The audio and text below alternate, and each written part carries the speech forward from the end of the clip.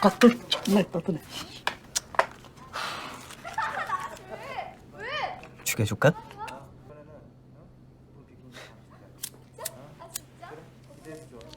그 씨발 것들 존나 떠드네! 안녕. I swear, I feel like I should start doing that for every video. Like, say hello in whatever language the movie or show I'm talking about is in. I don't know why I didn't do that sooner.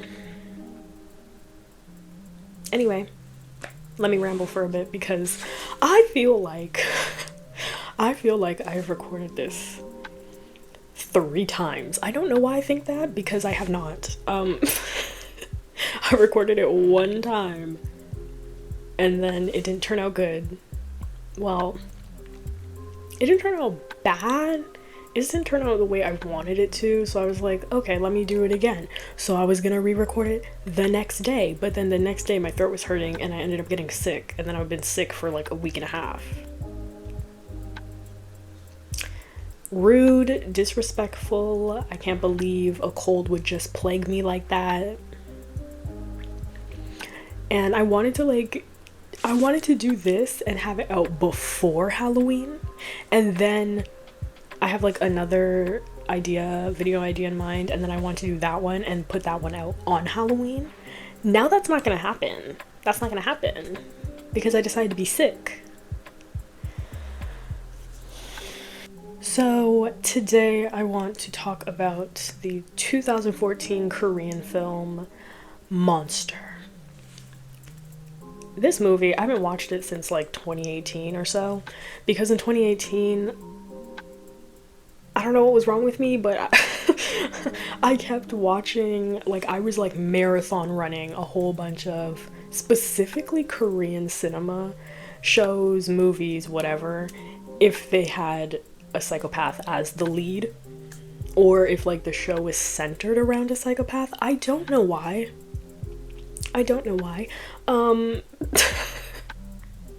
Clearly I was going through something.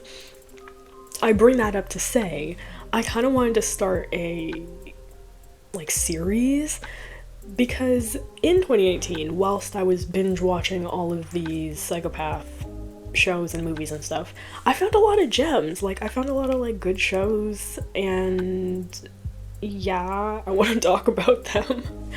So one of these shows that I watched back in 2018 was centered around a question. The question being, is a monster born or made? And after I watched that show and I continued on my rampage of watching these psychopath dramas, I was like asking myself that question for each of these shows, like, was this person born this way or were they made into this kind of person? And so I thought it'd be like fun to analyze these shows and movies and then kind of answer that question at the end. So yeah, that's kind of what I want to do with this series, kind of answer that question. And I guess I'll call the series, Is a Monster Born or Made? That being said, this video is going to be the first in a series. Now, I'm not gonna like, be putting out these videos one after another for this series, but like keep it in mind because I definitely want to do it, because I have a lot of shows that I would like to talk about that revolve around that question. So what better movie to start with than a movie literally called Monster, right? Makes sense. And we will answer the question by the end of this video. Without further ado, I want to talk about the Korean film from 2014, Monster. That being said, a little bit of a synopsis before we start analyzing and recapping. Also, side note, I feel like my voice is still not back to 100%, but also, when is it ever? I'm always talking like the lowest tone possible. So let me do a little bit of a synopsis so you know what we're getting into, babes. Alright. What is this accent? 𝘾𝙤𝙣 is a young girl who runs this street stall to like sustain her family, which consists of her and her younger sister. Now, her world changes one day when her sister is murdered. And the person who did it is 𝙑𝙑, and she wants revenge, rightfully so. But it's not going to be easy to get that. Who will come out on top? Fiery 𝙦𝙤 or the ruthless 𝘏𝙤? That's like my weak ass synopsis because I don't want to give too much away. I'm not even sure if I'm gonna like add this synopsis in or not. Warning. The movie we're about to talk about contains mature themes of violence and mental illness. So if that's not something you can handle right now, please skip this one and maybe go watch another one of my videos. It would be much appreciated. Okay, on to the movie.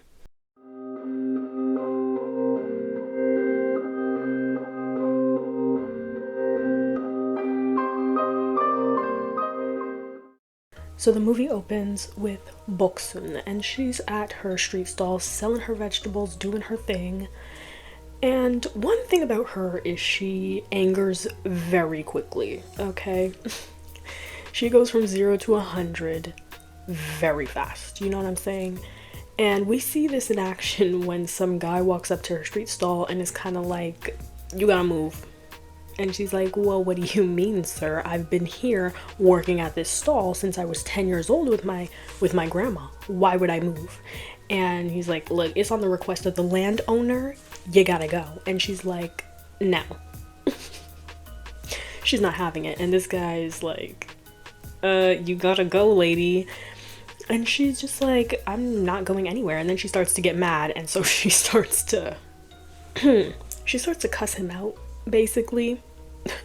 To put it lightly, so to speak, and he's not having that. So he literally picks her up and throws her. Like as if she's like a rag doll. And she's definitely not having it now. So she picks up the biggest radish that she has and smashes it over his head. Which I will say, a little bit deserved, because he did not have to throw her. Now, one thing about 𝙦𝙤 as well is, I'm not sure if she's supposed to be autistic or not. I don't know, because everybody in the movie uses incorrect, crude language to describe her, so I'm not sure. It just seems like she's like mentally younger than her actual age, because I think she's supposed to be in like her early 20s. Yeah. So that's another thing too. After that whole ordeal with the guy trying to kick her off of her land, she goes home. Now they live on in the countryside, very foresty, mountainous area. And so as she's trudging home, she runs into her younger sister, 𝙤𝙤, who is on her way home from school. And she seems incredibly happy to see her sister. And we do know that it seems to be just the two of them taking care of each other since their grandmother passed, who it seems like was the one who was raising them all these years. And you can tell that 𝙤𝙤 is truly the light of 𝙦𝙤's life. You know what I'm saying? Like, 𝙦𝙤 clearly thinks that she's taking care of 𝙤𝙤, and like, I guess to a degree she is, but it seems more like 𝙤𝙤's probably taking care of her. You know what I'm saying? Then we meet 𝙤𝙤. And 𝙤𝙤 is sitting in the office of President Jun, who is, let me get this out of the way right now, he is a hot ajashi. No ifs, ands, or buts about it. He looks fine. Anyway, so 𝙤𝙤 is sitting there with President Jun, and he seems a little awkward, maybe even a little bit on edge. Immediately you can kind of see that there's obviously a power dynamic there. And Jun is like, he sits down and he's like, so how's like, I heard you bought a warehouse, how's that going? And 𝙤𝙤 is like, it's fine. It's probably not fine. It doesn't seem like it's going well by his demeanor and reaction. And Jun is like, yeah, man, it's hard out here these days, you know, as he lights his cigarette with a what looks like solid gold, what do you call it, lighter.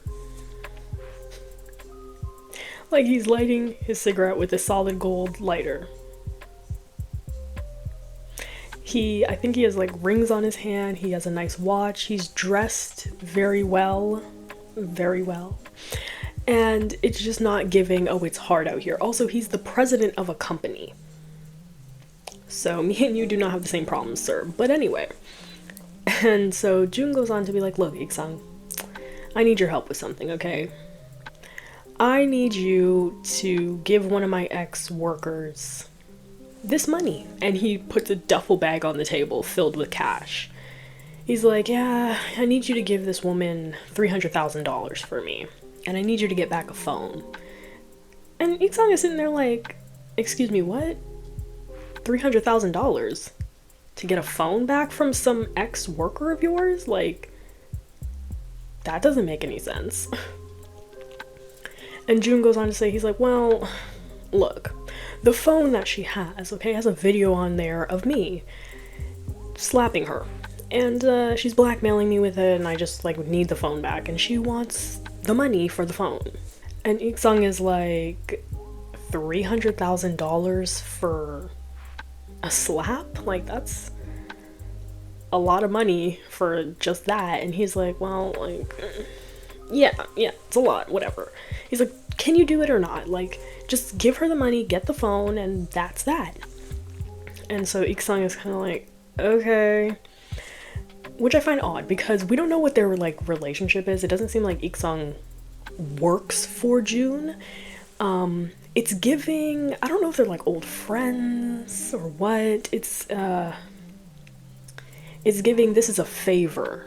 So I don't know if June has done favors for Ik-sang in the past or what, but it's giving, this is more of a favor and you're not going to get compensation for it. And clearly they are in different brackets, you know what I mean? So for him to not pay him for such a task, especially when he's going to give some girl $300,000 to get a phone back of him slapping her, come on now. Anyway, so Ik-sang takes the bag off the table and he's about to leave, and June is like, hold on, have you talked to Tae-soo lately? Like, how's he? And Ik-sang's just like, I haven't talked to Tae-soo or even seen him in like 5 years. And June is like, good, because there's something wrong with that kid. He goes on to say, like, I mean, think about it. That kid shows up one day and suddenly your dad has just dropped dead.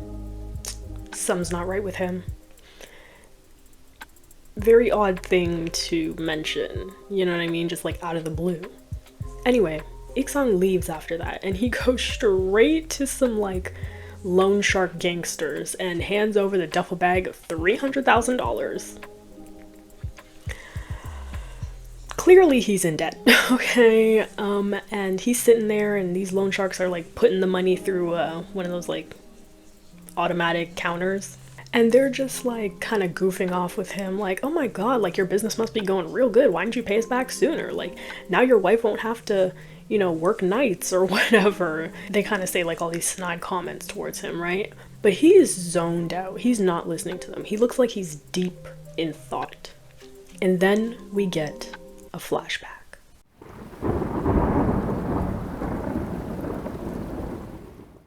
So we flash back and we see who is presumed to be a young Ik-sang, and he's sitting in a dark corner in like an attic, and he is bloody and bruised and beaten. Obviously, someone just beat him up, right? So this little kid pops up out of nowhere, okay, and he looks a little creepy. It's giving Freddy Krueger vibes. He has like a striped shirt on, and he just kind of stands there really spooky, and he's like, Hyung, did the monster hurt you again? He continues to say, do you want me to kill him? Now, Ik-sang is just staring at him and he's just kind of rolling his eyes like, you? What would you do? You're a kid. Like, how could you possibly go up against an adult? Like, you know what I mean? Very much like, whatever, just like go away, you're annoying. And he's like, Hyung, if I kill him, will you play with me? And Ik-sang just like waves him off. He's like, get lost, like you're annoying me. Then it seems like Ik-sang falls asleep and is awoken by very disturbing sounds coming from downstairs. And so he wakes up to these weird sounds and noises, and suddenly like an empty bottle of pesticides rolls to the tip of his feet. And he's just looking at it. And then he can hear the footsteps coming up to the attic. And he's scared. He's terrified because he's hearing these weird, disturbing noises. And now he's hearing footsteps. And he's like, oh no, it's my dad. And you hear the footsteps one by one clanking. You hear this grumbling sound. It's very spooky. And 𝙤𝙤 is like frozen in fear. And suddenly, like, the door to the attic opens. And he sees, boom, an axe. His eyes are wide. He's horrified. He's like, oh my god, my dad is gonna end me. But then just before his dad can even pop his head through the opening, he falls down the steps. And 𝙤𝙤 kind of releases his breath for a second. And then a presumably young 𝘏𝙤 pops up out of nowhere again and is like, Hyung, will you play with me now? He's like, come on, you promised, unfazed at the dad, like, tumbling down the stairs or any of it. So obviously, it's very heavily implied that a young 𝘏𝙤 killed their father. Now, from that disturbing flashback, we meet present-day 𝘏𝙤. And let me get this out of the way right now. He is fine, okay? And when I say 𝘏𝙤 is fine, I mean lee Min-ki is so good looking in this movie, it's like not even fair. Anyway, so we see him and he's in what looks like a basement, but it's doubling as his pottery shop. Workshop, that is. And he's sitting there shirtless making pottery. Okay, yes, he did that before all the hot boys on TikTok were doing it during the panoramic. That was such an interesting time. Like, what was that? Like, what was that? All the hot boys on TikTok were making pottery, like, shirtless at that. Anyway, 𝘏𝙤 was ahead of the curve, obviously. So he's sitting there, he's making a vase or something, and we see, because he's shirtless, he has all these tattoos on him. Now, it's the same tattoo, like, all over his body. It doesn't seem like there's any rhyme or reason to the placements or anything like that. So after he finishes making this pot, he puts it in the kiln, and then we see him in his bathroom, sitting in the tub, and he's tattooing himself. The exact same tattoo. And now that we have a closer look, they look like tally marks. After that, we see that 𝘏𝙤 gets a call from 𝙤𝙤, which is interesting considering we know that he hasn't talked or seen his brother in 5 years. So for him to call out of the blue all of a sudden, you would think that 𝘏𝙤 would be upset, because I know I would if my brother hadn't spoken to me or seen me in 5 years and then suddenly he's like, hey, how's it going? I'd be like, what? But he actually seems rather happy that his brother is calling him. And 𝙤𝙤 is asking to meet up for drinks. So the two meet up at a bar, and pretty much immediately, there's not much chit-chat. 𝙤𝙤 gets straight to the point. He's like, hey, so, you know, there's this girl, right? She's been causing a lot of trouble lately, and I need to get this phone back from her, and I was kind of wondering if you could help me out with that.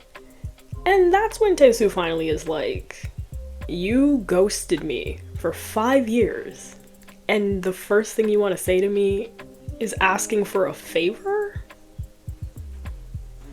Couldn't be me. Because I would have got up and walked away immediately. I'd be like, oh, okay, so that's what we're doing. 𝙤𝙤 doesn't even, like, apologize for anything. He's just kind of like, oh, okay, like, forget it, like, never mind, I won't ask you. Which is like, whatever. And 𝘏𝙤 kind of tries to pry a little bit, continue the conversation. He's just like, well, why does it have to be me? And 𝙤𝙤 is kind of just, you know, he's like, well, because you're you? And it's sort of like, what does that mean? You know what I mean? Now, 𝙤𝙤 starts to get frustrated because there are 2 other patrons that seem to be like a couple or something in the bar. There's nobody else in this bar. It's just 4 of them. There's not even like a bartender. I mention that because 𝙤𝙤 gets annoyed. He's like, oh, I can't even hear myself think, they're so loud, because they're giggling, they're kind of having fun, whatever. They are being loud, but also like there's no one else around, so of course they sound extra loud. And 𝘏𝑠oo then turns to 𝙤𝙤 and he's like, Hyung, do you want me to kill them? Very reminiscent of the flashback. And 𝙤𝙤 just kind of scoffs at him and just brushes it off and continues to drink his drink. But 𝘏𝑠oo then provokes the couple and he kind of cusses them out like, oh my god, you guys are so effing loud and like whatever kind of thing. And he does it like it's a game, because then he like turns around and starts laughing, and it's like, sir, can you not? And 𝙤𝙤 kind of freaks out. He's like, oh no, because the 𝙾𝙯 like gets up and starts walking over to them, and 𝙤𝙤's trying to defuse the situation, like, oh, he's just, you know, he's just playing around, like it's not that serious, like seriously, just go sit back down, it's not that crazy. But the man, of course, does not listen, and he's trying to, you know, act like he has big balls or whatever, and walks over to them. And when he gets close, 𝘏𝑠oo pops out like a stick, and he takes that wood stick and like very swiftly, almost as if he's an assassin, stabs this guy like 3 times, and the man drops to the floor. You would think that 𝙤𝙤 would be like gooped and gagged, but he's not. He doesn't seem surprised at the action that just happened. Like, he just doesn't seem very surprised. He seems scared, but not surprised. After such an intense moment, it just cuts to them having like a normal conversation, and 𝘏𝑠oo just is like, so how's mom? I'm like, sir. And 𝙤𝙤 seems on edge as he's answering the question. He's like, oh, she's good. And he seems very nervous and on edge, but 𝘏𝑠oo's acting like nothing happened, even though the body of the woman that the 𝙾𝙯 was with is sprawled out dead on the counter, like right next to them, and you can literally hear the guy that 𝘏𝑠oo just stabbed like on the ground. You can hear him like wheezing, and he's not dead yet, you know what I mean? And you can hear that in the background as they're trying to have this normal conversation. It's very disturbing. This scene's also funny because I'm like, he just killed 2 people in this bar. I guess there's no CCTV footage inside, like, there's no one else there. I'm like, does he own the bar or something? Because he doesn't seem worried about getting caught. Like, there's 2 dead bodies just out in the open. And the man is not fazed. But anyway. Then 𝘏𝑠oo just, like, slides a brick of cash over to 𝙤𝙤 and is just like, hey, give this to mom. Tell her to buy some vitamins with it. I'm like, what kind of vitamins is she buying?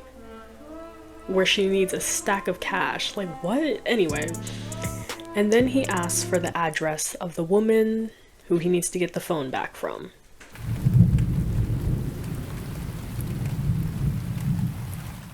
Then we meet 𝑛𝑎𝑑𝑠. So 𝑛𝑎𝑑𝑠 is our shining little star. I love her. And she's talking to the landlord lady who is, you know, like, y'all are behind on payments. Like, where is your sister so I can talk to her? And she's like, And she's like, how come every time I come here, your sister's never here? And she's like, You know, just trying to get rid of her. After she gets rid of the landlord lady, she goes back inside to greet her sister, Yeonhee. And Yeonhee's standing there and she's making ramen for them. And she's like, is she gone? And she's like, yeah, she's gone. But she told me to tell you that if we don't pay up soon, we're gonna get evicted.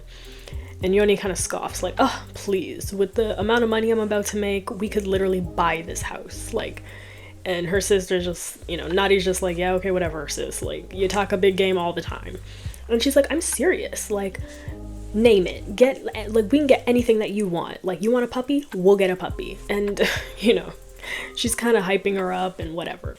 And just a few moments after she's talking about how she's gonna get this whole big payout soon, she hears a knock on the door and she's like, I thought you said you got rid of the landlord lady. And she's like, I did. She left. Like, there'd be no reason for her to come back so soon. And so Yeonhee's like, okay. So she gets up and she goes to answer the door. And she is greeted by a very pretty boy face. It's 𝘏𝑠oo. 𝘏𝑠oo is there with a smile and he asks her very kindly to give him the phone.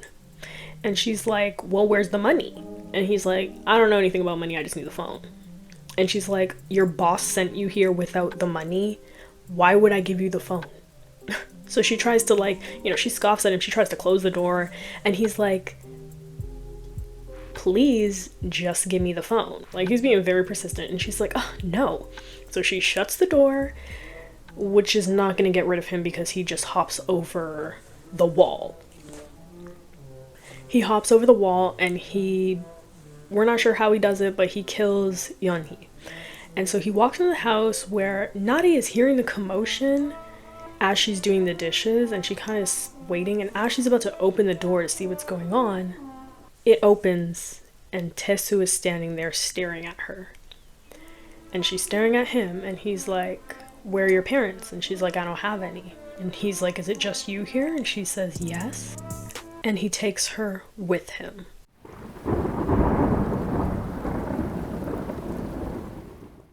So 𝘏𝑠oo's in the car with 𝙩𝙠, and he's driving home, presumably. And so on his way, he calls 𝘏𝑠ung and is like, hey, Hyung, like, that girl whose address you sent me to, she was talking about money, and I don't know what that was about. And then 𝘏𝑠ung, unwarranted, just, like, blows up, and he's just like, yeah, I took the money. I needed it to pay back my debts. You know, I have my son's schooling to pay for. Do you even know what my wife does for work? Like, she doesn't even know I know that she does this, but, like, she works at a hostess bar, and I don't want her living that kind of life, but, like, that's what we have to do, make ends meet, and, like, you know, I needed that money. Like, he's just going off, as if 𝘏𝑠oo should care. But anyway. And he continues, and he's just like, did you get the phone back? Did you get the phone back? And 𝘏𝑠oo does not answer him. 𝘏𝑠oo simply says, Hyung, things have become messy because of you. And he hangs up the phone. So 𝘏𝑠oo gets back to his house. It's a remote house in, like, the middle of the forest. And he's sitting in his chair as he opens up a bottle of wine, and he's looking at little 𝙩𝙠, who's standing there sobbing quietly. And he says, let's play a game. He tells her that he's gonna drink this glass of wine, and while he's doing that, she can run away. But once he's finished drinking the glass, he's gonna come after her. So she better run fast.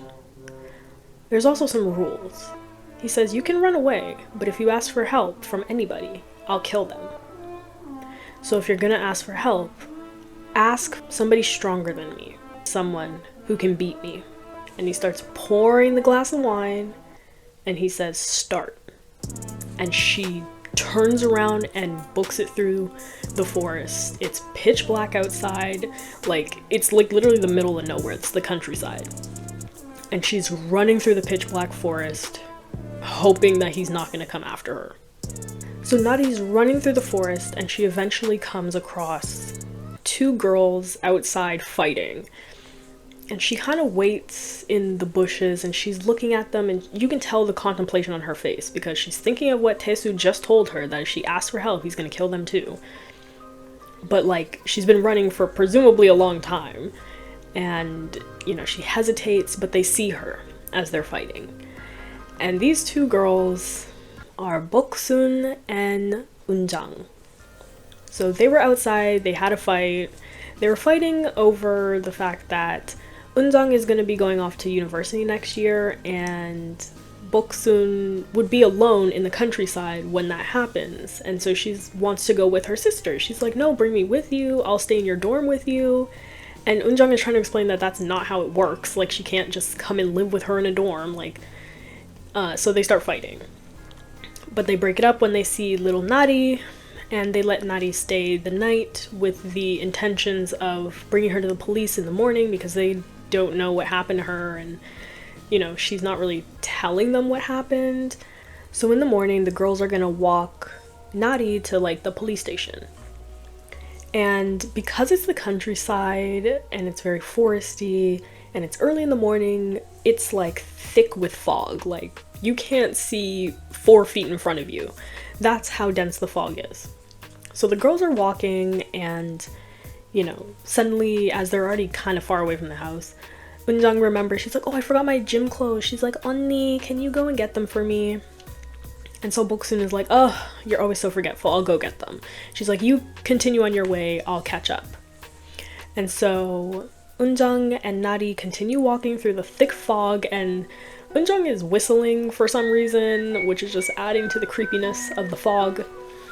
And suddenly, through the fog, Nadi hears that someone is whistling back. At first it kind of sounds like maybe it's an echo, but as they get closer, it's clearly someone whistling too, and Nadi like freezes. But then she kind of releases her breath when it seems like an old man on a bike passes by them, and she's kind of like, oh, okay, never mind. But then the fog kind of clears and we see the silhouette of 𝘏𝙤. Side note, this scene is very well done. It's very creepy. The whistling, the fog, it's very eerie. So Boksun catches up and she just sees Eunjung's backpack on the ground and Nadi is nowhere to be found. And of course she's confused. She's like, what the heck? Like, where'd they go? And then she hears screaming. She hears her sister screaming in the distance. So she starts running through the forest towards her sister. And she sees her sister levitating in the air, being choked out by some guy. And so she runs up behind him and smashes him over the head with a rock. Now, this seems to knock him out, at least long enough for her to grab her sister, put her on her back, and start running away with her. So she runs, and again, it's the countryside, so she's running to like a clearing. She puts her by a tree, and she's like, Eunjung, stay here. I'm gonna go get help. Because she can't, you know, it's hard for her to run with her on her back. And you know, she says this to Eunjung, but it doesn't seem like Eunjung is responding. It might be too late for her already. But anyway, when Boksun returns with the police, Eunjung is gone. And she's trying to convince this police officer, you know, she's frantic, she's crying, she's trying to, convince this guy that, like, my sister was attacked, I, hit the guy over the head, I think he's dead. But they go back to the crime scene and he's nowhere to be found either. And so this cop is just kind of like, look kid, like, how do you know your sister didn't just like run away? And she's like, she didn't run away, like she was injured, like I went to go get you. And this guy's not really believing her because there's no evidence, there's no bodies, and it seems like maybe she's known in the town for over exaggerating, you know what I mean? Even though clearly she's very distressed. And so this cop is just like, look, if she doesn't come back by tomorrow, then we'll file a police report or whatever. And she's like, what? And he's like, yeah, just go home, eat, chill out. And she's like, what? As she's standing there crying. And she's mad, of course, because like this guy was no help. Now, since Ik-sung's last conversation with 𝘏𝙤 about the money and the phone, he's been plotting on him. And he asked his gangster friend to like find him a bodyguard. And his gangster friend comes up with this guy who is supposedly an ex-North Korean defense guard. But he does not look like the real deal. He's kind of goofy and very unserious. So it doesn't seem like he's well-versed in bodyguarding. But Ik-sung needs like backup, you know what I'm saying? Because he's gonna confront his brother about the phone. He still needs the phone and he doesn't know whether or not 𝘏𝙤 got it back or like what happened. So he pays this guy to be his bodyguard. And so he goes to his brother's beautiful remote forest home to meet up with him to talk about the phone. And he secretly brings this bodyguard of his. Now, his attitude has completely changed 180 from how he was talking to 𝘏𝙤 when they were at the bar. He was very skittish and mindful of how he was talking to his brother. But now, because he knows he has a bodyguard waiting in the wings? I don't know what the saying is, but yeah, like waiting off to the side kind of thing. He feels more confident to speak to his brother any which way he wants. And so 𝘏𝙤 comes home to see his brother Ik-sung sitting on his couch. And he's like, oh, you're in my house. Hi, Hyung. Like, what's up? And he's like, so where's the phone? Already coming off very rude. Like, what happened to hi, how are you? Like, I'm doing you a favor and you're already coming with me, like, you're coming with attitude. Like, I don't like that. So Ik-sung is like, where's the phone? And he's like, I don't know. I didn't get it. Like, I checked her house after I killed her, but it wasn't there. And so he's like, why would you kill her when you didn't even have the phone yet? Like, how are we supposed to find it now? Blah, blah, blah. And he's just like, sir, this attitude that you're coming with is not for me.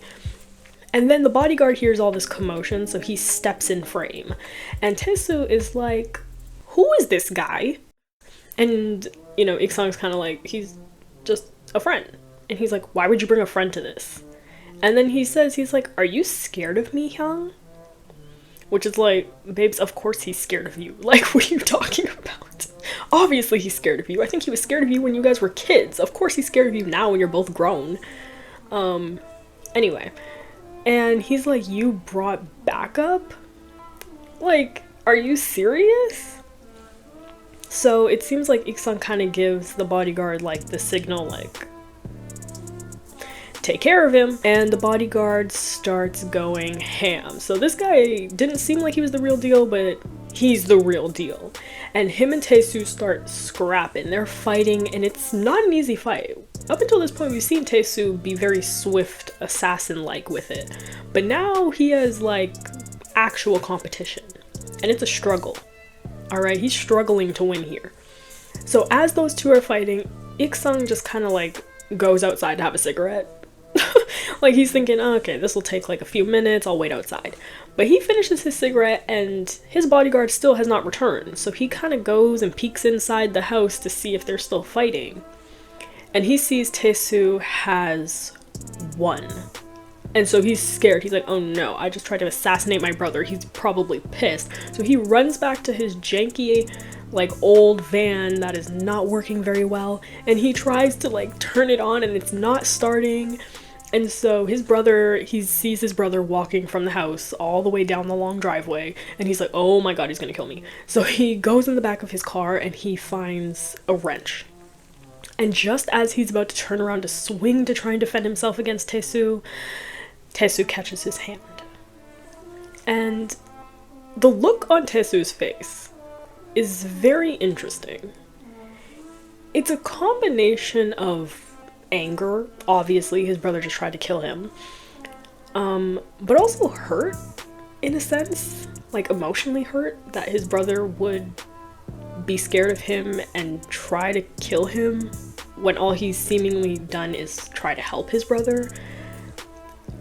And he kind of just is like, forget it. Like, it's kind of that energy, you know? He's kind of like, forget it. And he flicks his wooden stick on the ground that he was presumably going to stab 𝙤𝙢 with. And instead, he changes his tune and he's like, Hyung, let's go out to dinner with mom. This man goes 0 to 100. He's like 180ing all the time. 𝙤𝙢 is just trying to acknowledge the, like, not acknowledge the fact that he tried to assassinate his brother. He's just like, yeah, okay, let's do that. And then, almost like in a kid-like way, 𝙤𝙢's like, okay, I'll go get cleaned up, because he's all bloody and beaten and cut up.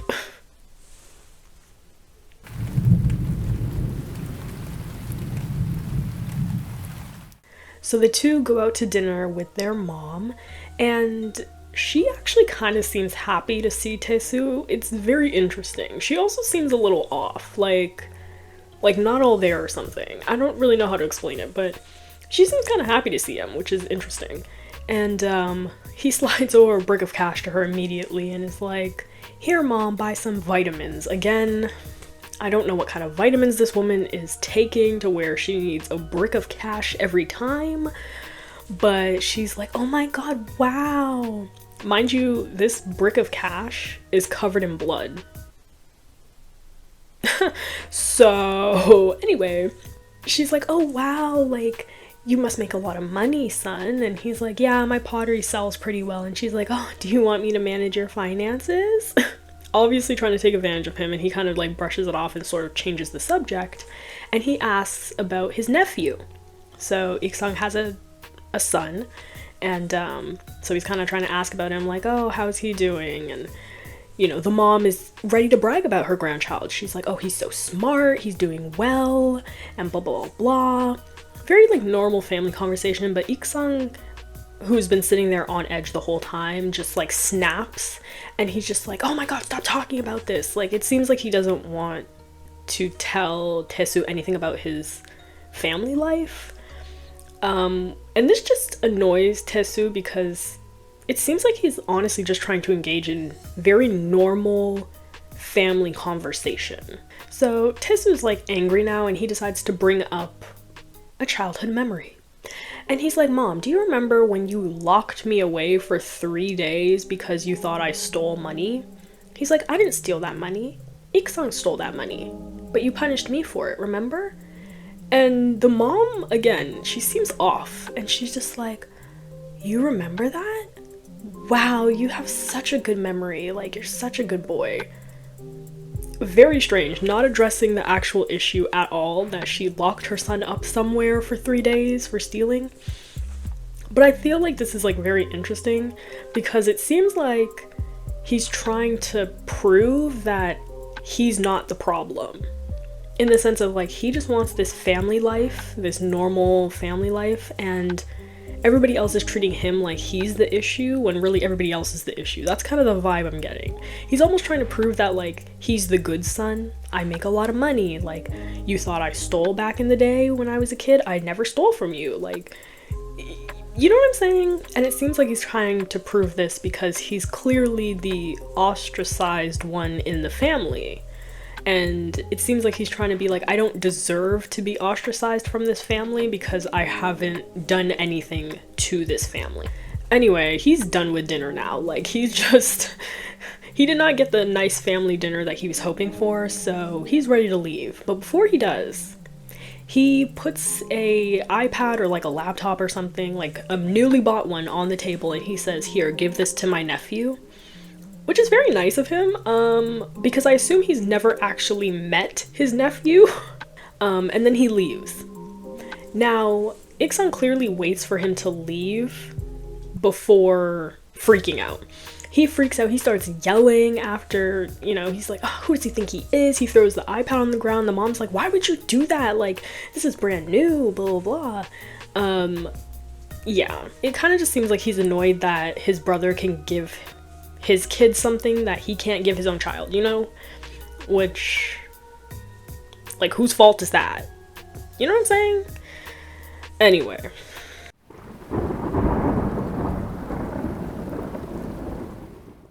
After 𝘏𝑠oo leaves the very awkward family dinner, he goes home, and we see him take 𝑘𝙤𝙤's body, put it in his kiln, and cremate her.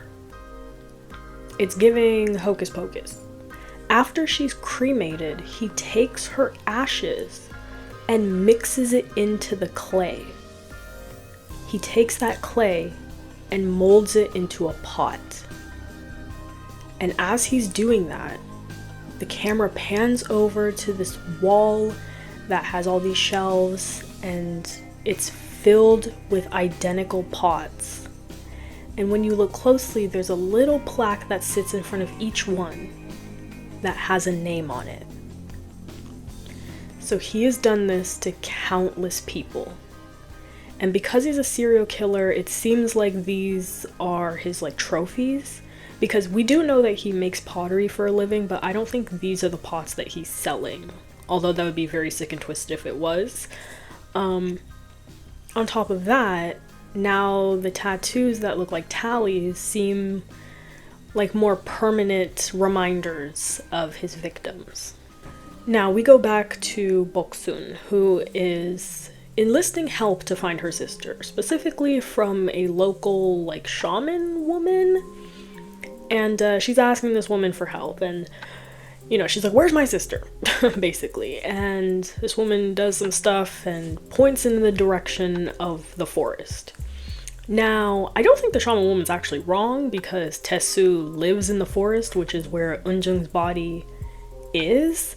But Bok-soon doesn't know that, so she's just thinking that her sister's lost in the forest somewhere. So she searches for hours in the forest for her sister, and obviously she doesn't find her. And so she's like, oh, that shaman lady, useless, she lied to me.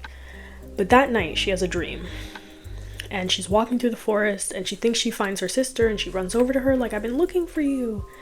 But 𝑘𝙤𝙤 tells her that she's dead. And so it sort of seems like 𝘏𝙤 has now accepted the fact that her sister has died, because her sister, you know, she had this dream about her sister telling her that she's dead.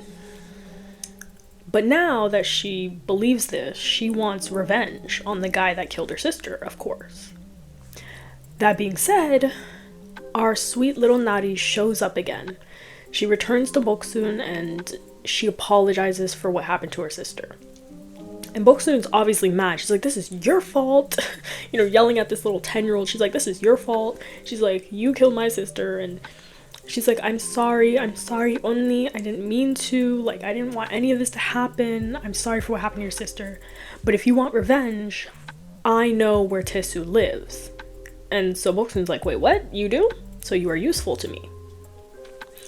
And so she decides to go back to the shaman woman, and she gets this like poison powder, I guess, from this woman, that if 𝘏𝙤 ingests it, he'll die. Pretty simple, I guess. And so 𝘏𝙤's plan is to have 𝙾𝙤 take her to 𝘏𝙤's house.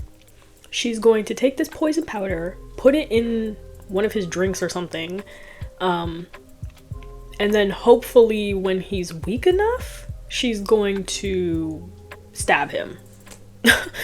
I don't know how good that plan is, but that's kind of what 𝘏𝙤 is thinking. She's like, poison, stab him, revenge.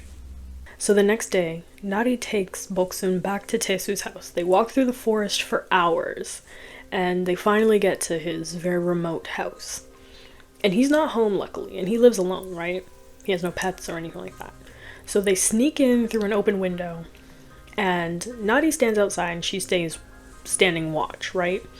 𝘏𝙤 goes in, and this girl is dilly-dallying. I'm like, girl, you had one job. Put the poison in like one of his drinks or something.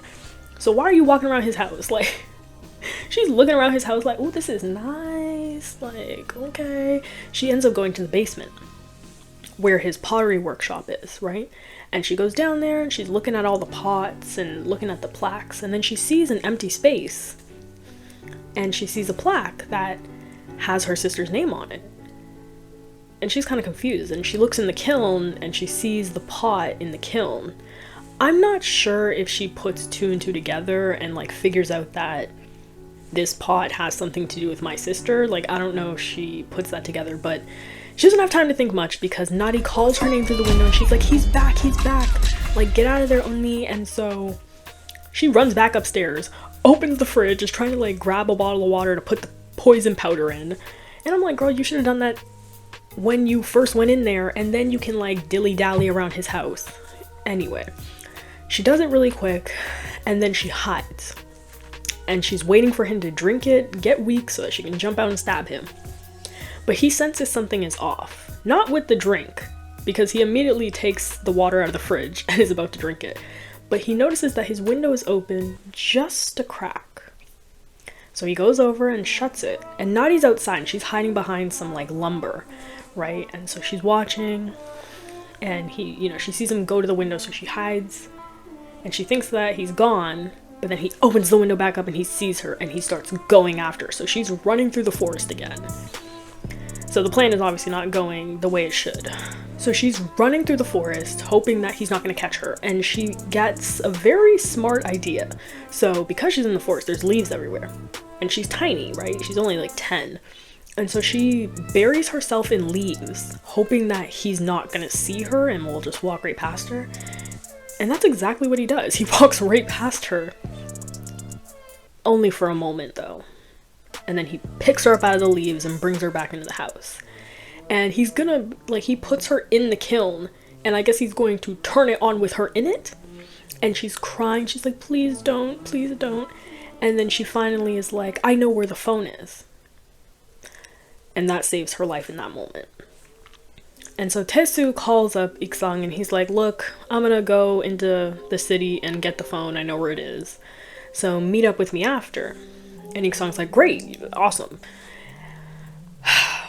And so 𝙾𝙤 knows that, you know, he's probably gonna kill her after she gets the phone for him.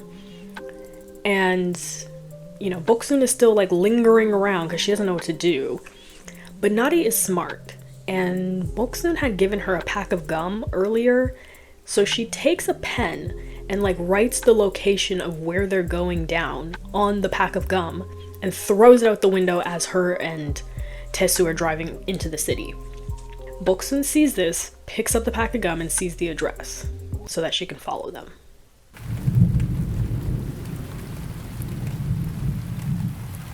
So 𝙞𝙠 and 𝘏𝑠oo go into the city and she leads him to, I think it's like a Subway, not the sandwich shop, but like, you know, public transit Subway. And in there they have like lockers that you can rent to like keep stuff in. And so it's in one of these lockers, the phone. So she puts in the code and gets the phone to 𝘏𝑠oo. And so 𝘏𝑠oo calls up 𝘏𝑗 like, I got the phone, come meet me. And they do, they meet up, and 𝘏𝑠oo's being very playful with 𝘏𝑗 when he sees him. 𝘏𝑗's standing outside having a smoke, and he sees him and he pretends like he's gonna throw the phone over to him, and he's just being very playful. It's interesting. Now, once he gives him the phone back, 𝘏𝑗's like, oh, thanks bro, like great, and he's about to take off like immediately, and 𝘏𝑠oo's like, wait, like let's go have drinks with mom. And 𝘏𝑗's like, I mean, I really have to get the phone to June, you know, I gotta get the phone to him. And 𝘏𝑗's like, it's okay, I can wait. And he's like, I mean, it'll probably take a while because, like, you know, he's probably busy and like I gotta drive across town and blah, blah, blah. And he's like, I don't mind, I can wait. Like, my boy got nothing else to do, he can wait. And he's like, next time, like we'll have drinks next time. And he's like, well, when's next time? And he's like, next time. Like, he's not giving a very good reason, so he's kind of like, you know, we'll meet up for drinks again, I promise, like next time. And he gives him a very half-hearted hug and then gets into his broken down van. Now, 𝘏𝑠oo's not having that excuse, so 𝘏𝑠oo walks up to the window and knocks on it, and 𝘏𝑗 rolls it down like this much. And, you know, 𝘏𝑗's like, yeah? And 𝘏𝑠oo's like, why can't we have drinks? And he has no good excuse. He simply just says sorry and apologizes for nothing in particular. And this just angers 𝘏𝑠oo. 𝘏𝑠oo takes his arm and breaks the window.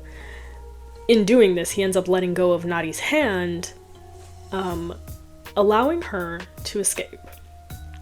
Now, she hears her name being called from like across the, like, you know, 8 lanes of traffic. And she hears her name, and then she sees in the distance that like 𝙏𝑘𝑠oo𝑠, who stands out because she's like in her country girl clothes amongst all these city folk, and she sees her across the street. And so, you know, 𝘏𝑠oo's preoccupied with his brother, so she takes the opportunity and she just starts running across the street.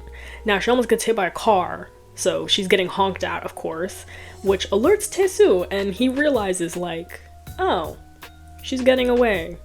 Also, she's reuniting with that other chick. Like, let me go and do something about that. So they start running away from 𝘏𝑠oo. Now, they're in the middle of the city. Like, everybody can see this.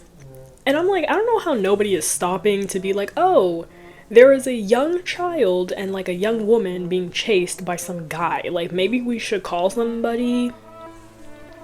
But no one does. And as they're like running through the streets, they run into like this group of, I think like 6 or 7 military guys, like in their uniforms, and 𝙏𝑘𝑠oo𝑠's like, help us, help us, help us. That's all she says, and then they continue to run, and the guys are just like, huh, what's going on? And the one guy points because he sees 𝘏𝑠oo like running full speed at them, and 𝘏𝑠oo like knocks them all out of the way like they're bowling pins. And so they try and like fight him, but they all get their asses kicked by him. It's giving mandatory military service. Like, there's 6 of you. You can't beat up one guy? Really? As 𝘏𝑠oo is chasing the girls, we see that 𝘏𝑗 is sitting in his van and he's on the phone and he decides to watch the video. The video that started it all. So he sits there, he turns it on, and we see that President June is angry. and he's asking Yeonhee, okay, Nadi's older sister, to sign this contract that says that he can slap her for $1,000 a slap. Now, she reluctantly signs the contract. As we know, they were, you know, gonna get kicked out of their house if they didn't pay rent, and like, so it seems like they're financially struggling. Also, it's not clear as to how old Yeonhee even is. It seems like she's in like her early 20s, and they don't have parents, so she's the one responsible for paying all the bills, and I'm assuming that's very taxing, obviously. So she reluctantly signs the contract.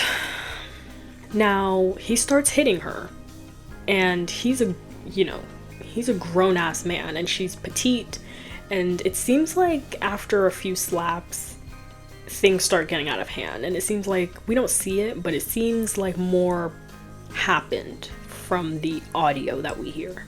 So after he watches this video, he kind of seems horrified at first, but then it's almost like he just sees dollar signs in his eyes.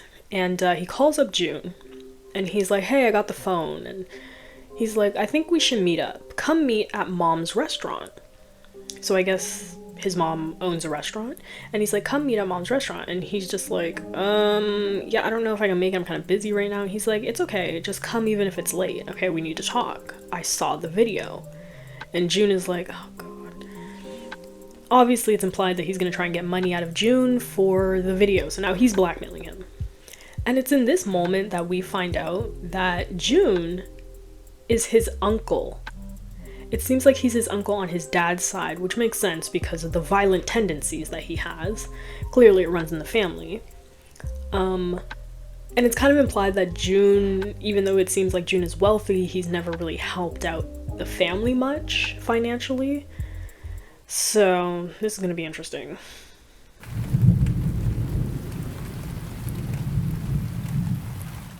Now it seems like Ik-sung is going to try and kill two birds with one stone.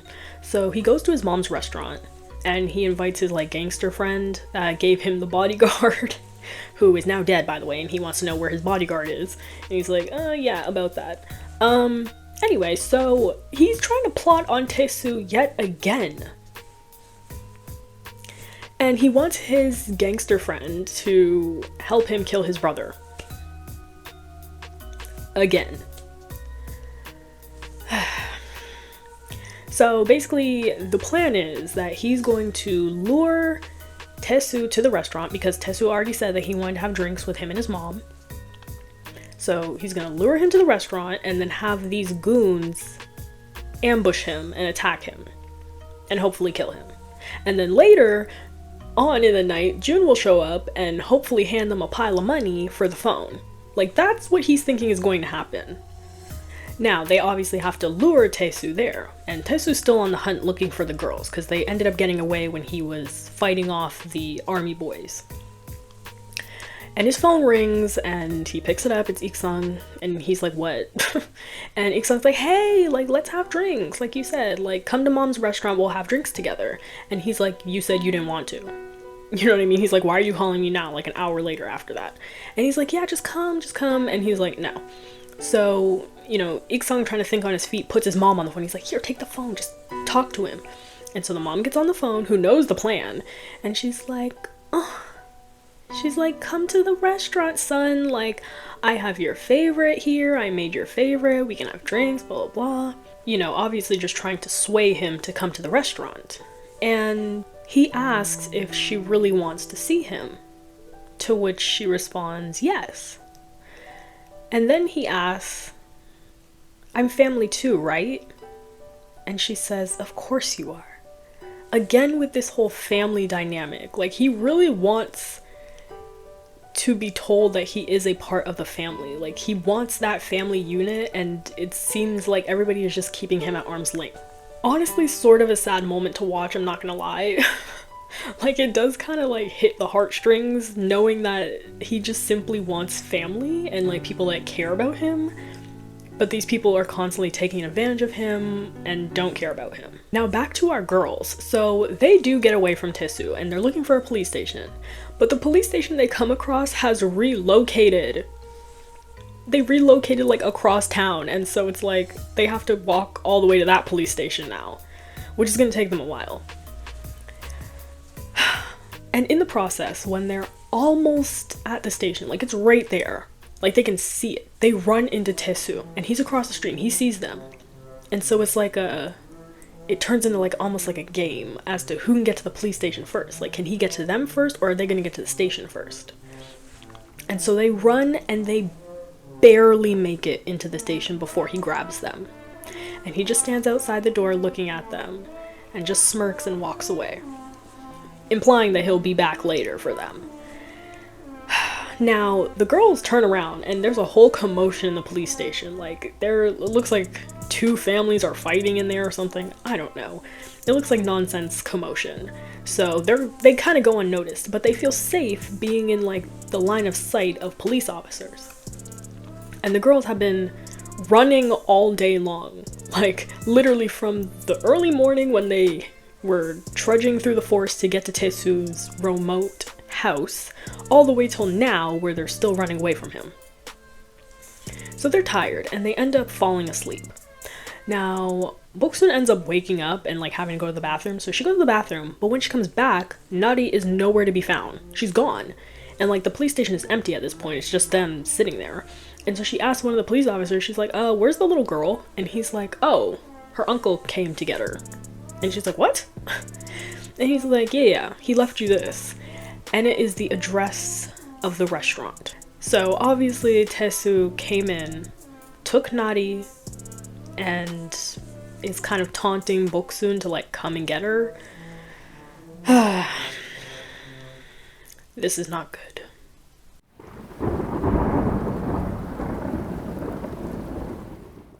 So 𝙤𝙤 shows up to the restaurant for drinks with his brother and his mom. And they're sitting down, and you know, his mom presents him with, I think it's like fish or something that she made special for him, his favorite, whatever. And he's like, oh, it's pretty good, whatever. They're having small talk.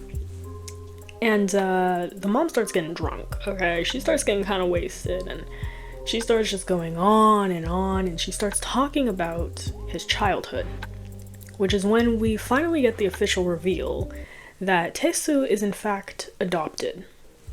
Now, this was already implied when June brought him up to Ik-sung in the beginning of the movie, talking about how when he showed up, Ik-sung's dad, you know, mysteriously died or whatever.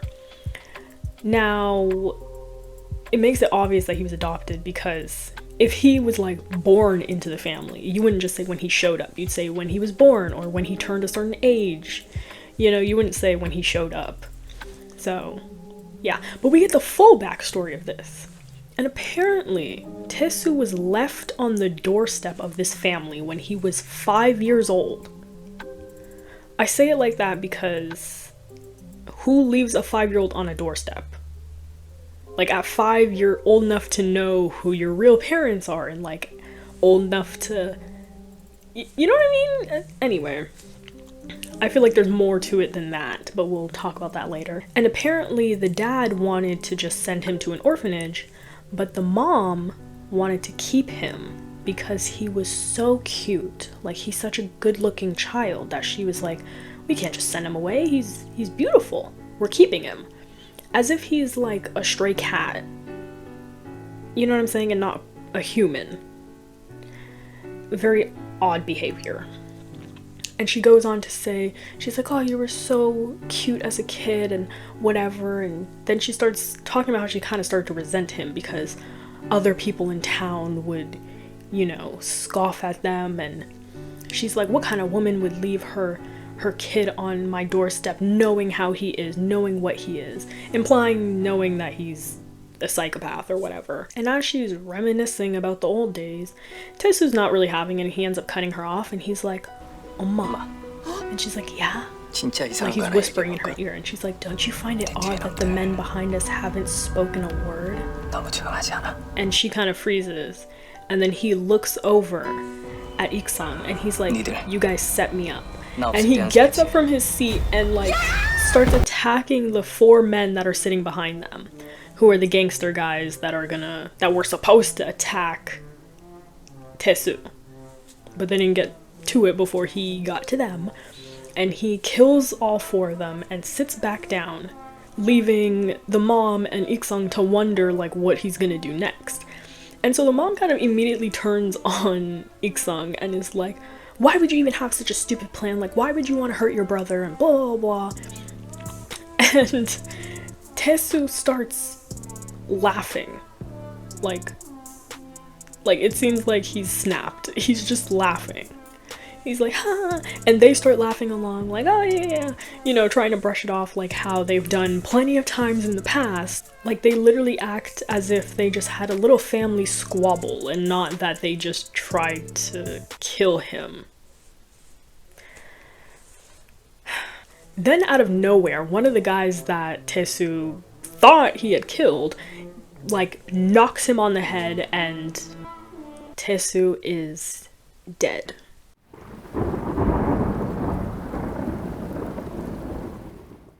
So their plan didn't quite work out, but I guess it sort of worked out in the end. I don't know. But they collect his body and they're gonna put him in the trunk of his own car. Like, they're gonna put him in the truck. His truck.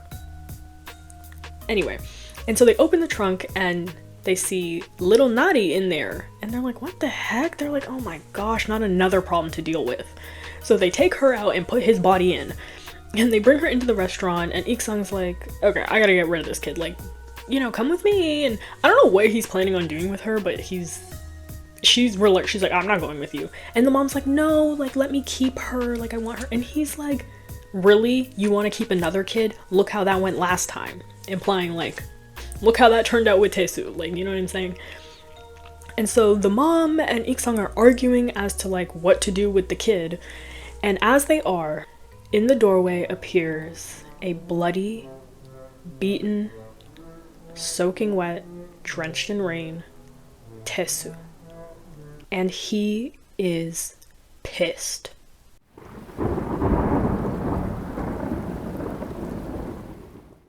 What do they say in Zombieland? Always double tap? They did not follow that rule at all. I'm like, how did you not know if he was dead or not? Like, check a pulse or something. Anyway, so 𝙤𝙤 wastes no time. He turns off the lights and he immediately goes and attacks his brother, finishes him off before he attacks his mother, and finishes her off. And his rage is continuing on because the only one left is little 𝙤𝙩𝙤. And he picks up 𝙤𝙩𝙤 and is holding her above his head, choking her, the same way he did with 𝘠𝑗ung. And I assume that's probably also how he killed 𝙤𝙩𝙤's sister. I don't know. Then we see 𝑏oksoon and she's running through the rain and she's almost at the restaurant. And she bursts in the door and sees him holding little 𝙤𝙩𝙤 above his head, choking her. And she runs in and stabs 𝙤𝙤, dropping 𝙤𝙩𝙤's little lifeless body to the ground. She's dead. So 𝑏oksoon takes 𝙤𝙩𝙤's little body and puts her off to the side for a moment, while she's now very, like, if she wasn't mad before, she is enraged now. And she screams and goes wild. And she starts attacking 𝙤𝙤, and it's back and forth, you know. She has the upper hand, then he has the upper hand, and even though he's very injured, you know, he's stabbed in his side now, he definitely has a concussion or something going on, like, not to mention all the previous injuries from the past couple days, like, he should be a little bit more weakened, but he's still a lot stronger than her. And so he's throwing her around, she's throwing him around, she finally gets the upper hand when she, like, digs her nails into his side or something, and now she's on top of him and she's choking him. She's using all her strength, all her muscle, all her weight. And he's choking her right back as he stares deep into her eyes, and as she stares deep into his eyes, it's a battle to the death. 𝑏oksoon is squeezing his neck with all her might as she slowly watches the life leave his eyes. Our fiery 𝑏oksoon has won. She has gotten her revenge for her sister, for 𝙤𝙩𝙤 and 𝙤𝙩𝙤's sister, and all the countless other lives that he's taken. Now, after she has taken her revenge, she quickly goes back over to 𝘏𝑗's little body and she holds her in her arms and cries, you know, apologizing for not getting there sooner. And as she's crying, she feels a hand on her back. And she realizes, like, she pulls back and she's like, 𝘏𝑗, you're alive? And she's like, is this a dream? Am I dreaming again? And 𝘏𝑗 cries and she's like, no, onni, I'm alive, like I wasn't dead. And as they're sitting there crying, realizing that this nightmare is over, they are interrupted when the lights suddenly turn on and they look at the doorway and it's Jung. Jun is standing there and he's like, what's going on? He sees these two girls crying in the corner. He sees blood everywhere. There's like 6 bodies just in various areas of the restaurant. And he's just like, And he looks over and sees his nephew's body. And he sees the white Samsung phone sticking out of his pocket. He looks at Boksun and is like, hey, can you grab that for me? Now, to be fair, Boksun does not know about the phone. Like, she doesn't know any of that, you know, that has nothing to do with her. Her sister and her were just collateral damage in a bigger scheme. And like, even little 𝘏𝑗, like, also probably didn't know what was on the phone. Like, obviously she knew the phone held some amount of power, but I don't think she knew what was on it. Also, I just think that both of them want this to be completely over and done with anyway. So yeah. That being said, she grabs the phone for him and he very scornfully takes it from her because it's covered in blood and he's just like, thanks. And it just is so frustrating because, like, she doesn't know the power that she held in her hand just then. You know what I'm saying? Because, like, obviously, like, financially, you know, she's not doing the best. So, like, she really could have extorted him for some money. But anywho, she doesn't. Even more frustrating, you know, he gets away scot-free. Because all the people that were blackmailing him are now dead. And after he grabs the phone, he walks back out into the night. Then we flash forward and we see Boksun back at her little stall, her little vegetable stall, and very reminiscent of the first scene of the movie. She's sitting there selling her vegetables. And then this ajashi shows up and he seems very kind. He sits next to her, he's in a suit, and he's like, you know, I apologize for those men, you know, that came the other day. Like, they didn't, you know, that was not very professional and I didn't mean for any of that to go down. And she's like, well, thank you for apologizing. And he offers her $3,000, you know, to move. So he is the landowner. And he's like, so here's some money. I apologize for the rude actions of the guys that I sent. And yeah, could you move? And she's like, not this again. She's like, I've been here since I was 10 years old with my grandma, selling our vegetables. This is our stall. I'm not moving. And he's not having it. He's like, why? Like, you need to move, lady. Like, I own this land. And she's like, I own this land. Which obviously she does not, but you know. And, you know, he's kind of short and rude with her. And he, like, pushes over some of her vegetables in anger. And that sets her off. And again, she grabs the biggest radish that she has and smashes it over his head. She keeps the $3,000, by the way. And we see her after that, and she goes to meet 𝘏𝑗 halfway home. So her and 𝘏𝑗 are living as sisters, and she shows 𝘏𝑗, she's like, look at all the money I made today. And she's like, how many black bean noodles can we get with this? And 𝘏𝑗's looking at all this, like, this wad of cash, and she's like, oh my gosh, she's like, onni, that's a lot of money. We can get so many black bean noodles with that. And the two go home singing happily. That is the end of Monster.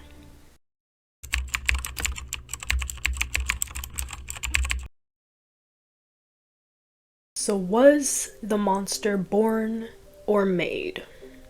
So let's talk about 𝘏𝑠U's upbringing. We don't really hear much about it, except for mostly at the end when the mom is drunk. Her saying that he was left on the doorstep as a 5-year-old is wild for so many reasons. As a 5-year-old, like, you would know who your family is, who your parents are, like, he would be able to communicate like, oh yeah, this is not my family, I'm just like living with these people, my mom dropped me off here one day. You know what I'm saying? So like, it's really odd that he'd be left on a specific family's doorstep. And we don't really know much about previous to him being with this family, like what his life was like in his actual family. That being said, my theory is that the reason 𝘏𝑠U was left on that family's doorstep is because 𝘏𝑗ung's father, who is 𝘏𝑠U's adopted dad, is his actual biological father. I say this because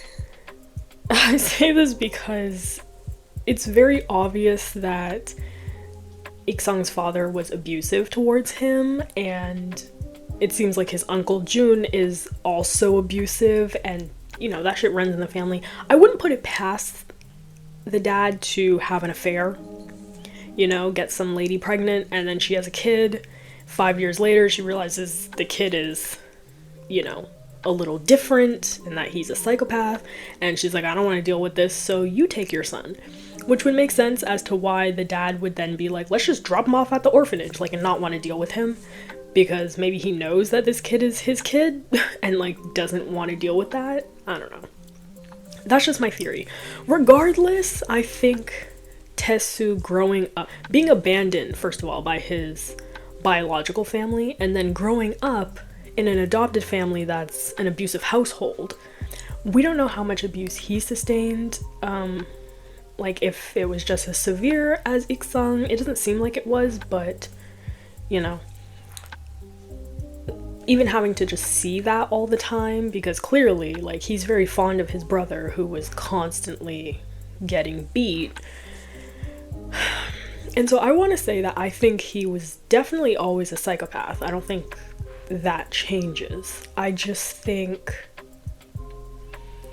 that him witnessing abuse, being abandoned, not feeling like he's really part of the family, I think all those things factor into why he became a serial killer. I mean, in his adult life, he's living in the middle of nowhere, first of all. Like, yeah, he lives in the countryside, but also it doesn't seem like he lives very close to any town or city. Like, he lives in the forest by himself. His job doesn't really require him, I guess, to interact much with people.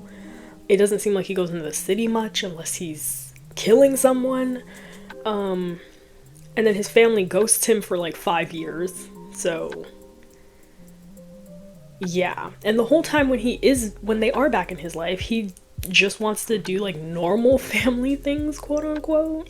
Like, he clearly is using 𝘏𝑗ung's what's it called? Like, the fact that 𝘏𝑗ung approaches him with, like, a favor, he's like, oh, I need you to help me. It seems like 𝘏𝑠U is kind of more using that to his advantage. Like, he wants to spend time with his family, and now 𝘏𝑗ung has opened up that doorway for him to do so by asking him for a favor. So now he, like, has to see him more. And it's kind of just... Look, I know 𝘏𝑠U is a serial killer, okay? I know he's crazy and be doing crazy things. However, it is hard not to feel bad for him in certain situations. Like, when the mom calls to like lure him to the restaurant, him saying like, you want to see me, right? Like, I'm your family too, right? Like, trying to reassure himself that someone gives a shit about him is kind of sad. Like, even him just wanting to have drinks or have dinner with his family and just like have normal conversation. Like, he just asked about his nephew, like, how is he doing? Even though I'm pretty sure, like, he's probably never met the kid. You know what I'm saying? But yet he wants to know about these family things. Like, it just seems like he wants family, and it's really sad. I don't know if he enjoys killing. It seems like it to a certain degree, but it doesn't necessarily seem like that was always the case. Even as a kid, him killing the dad, like, it's very obvious that the whole reason he killed the dad was to help his brother. So he's not really seeing it as something that's wrong, because he's seeing it as, this man is doing wrong to someone that I care about, so I'm helping him out. You know what I'm saying? Very, like, child mindset. But even not in the child mindset, like when they're at the bar and he's like, Hyung, do you want me to kill those two because they're being loud? Which he ultimately does do, but like, he does it because he thinks that's what 𝙘𝙀 wants. You know what I'm saying? Like, he's trying to please his brother. It's also very, like, sad the way that, you know, 𝘏𝑠oo gets treated by his so-called family. They obviously just want to take advantage of him, and then when they feel like he has nothing else to offer, they're ready to just assassinate him at any chance they get, which I don't understand, because I'm like, they have money troubles and he's clearly the only one in the family making money, so I don't know why they wouldn't want to keep him just on their good side. I don't know. I also think part of the reason he keeps 𝘏𝑝 alive for so long is because I think he finds it interesting that Boksun is so willing to, like, help this kid that has nothing to do with her, like, it's like really not her problem or whatever. Like, I think he wants that dynamic for someone to care about him that much, and so to see that is, like, intriguing to him. I don't know how to explain it, but yeah. Even the way he lets 𝘏𝑝 go in the first place, like, he literally tells her, he's like, find somebody that can, like, take me on, like, find somebody who can kill me, because it seems like he's over it, you know? Even when we see him in the beginning, when he's tattooing himself yet again, like, he seems over it. Like, at this point, it almost seems like a compulsive thing that, like, he needs to kill people. It's just, I don't really know. I'm not saying you should feel bad for him, I'm just saying, like, I think there's a reason he got to this level of psycho. So, like, he was just really willing to put up with a lot from his so-called family. Like, he brushed it off one too many times when they were giving him attitude, when they were trying to kill him. Like, he brushed it off one too many times. Honestly, I think even the last assassination attempt on his life, I think he would have brushed that off if he didn't get hit in the head, like, again. I think he might have brushed it off, to be honest. Even though he was clearly kind of over it. Like, that's how desperately he wanted family. That being said, I'm gonna say, not knowing about his past beyond, like, starting to live with his adopted family, because we don't know what he may have done prior to that, I'm gonna assume that, well, we don't know what he did. He did something, clearly, because he got dropped off on someone's doorstep randomly at the age of 5, so he must have done something that was off-putting for his original family to abandon him. But we don't know any of that, so I will say I think he was made into a monster.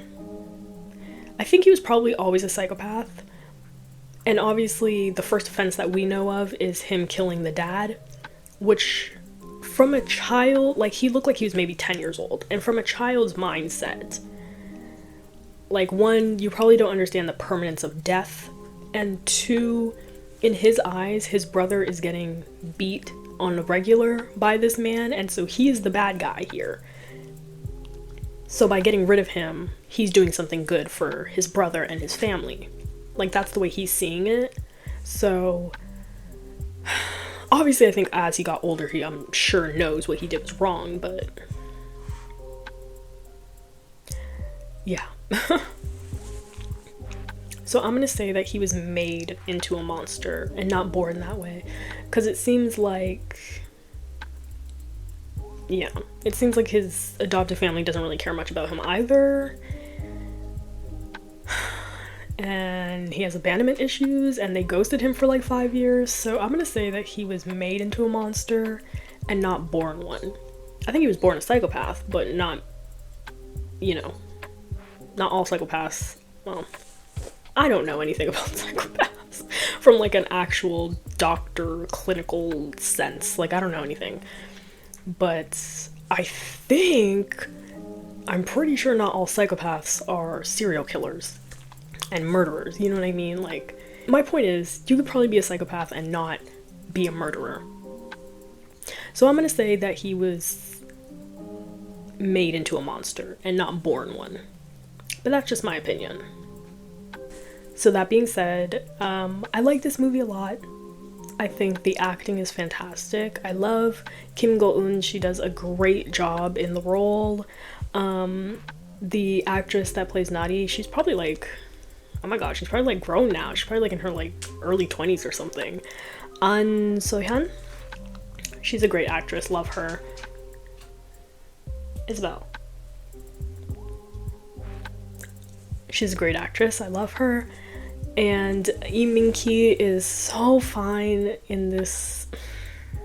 He's so fine. Like, I don't know what it is. I think it's like the haircut and just...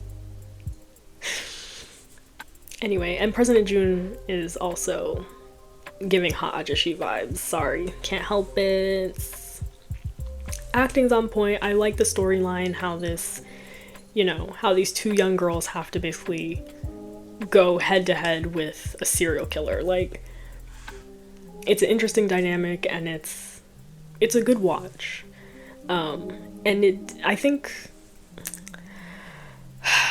Tae-soo's character is very interesting too. He's like a complicated one, and I think the way that Lee Min-ki plays the role is really good as well, because he makes you feel bad for him at certain points.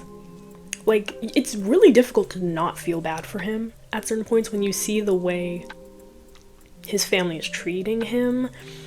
And I would argue, like, obviously, I believe the title Monster refers to him, but I would argue that his family members are just as awful. Like, his family members may not be psychopaths, but they are just as bad as him. Like, they are horrible people too, and they clearly have no qualms about killing others either, so they just don't want to get their own hands dirty. That's why they send him to do it. But I don't think I have anything else to say. 안녕.